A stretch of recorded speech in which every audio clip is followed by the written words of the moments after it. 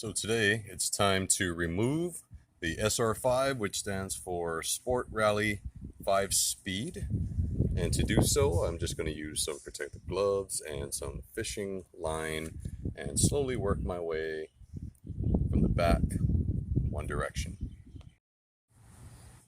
So we got the SR5 removed with the fishing line. Just literally start at the corner, work your way down. I honestly believe it's easier to do this as the car is newer.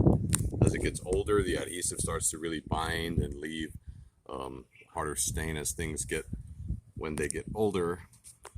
But that's it. Now it's a matter of removing this goo and cleaning this up, and then I'll have a clean side pillar here.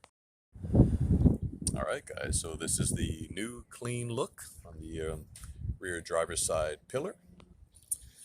And another thing I'm going to do real quick, because this truck sits higher than normal, I'm actually going to install this here. This is a Go Rhino rear, I call it the tailgate preventer.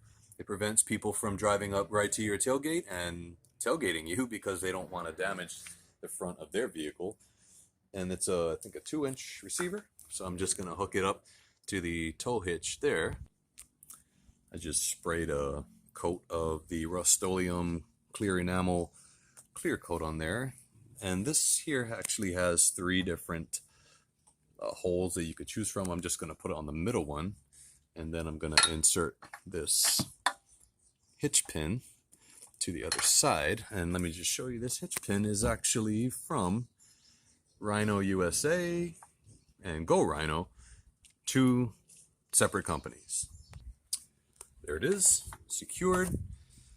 Go Rhino for the rear step, Rhino USA for the hitch pin, and this is supposed to be rust proofed as well. Real quick, easy install, practical. That's it. Yeah.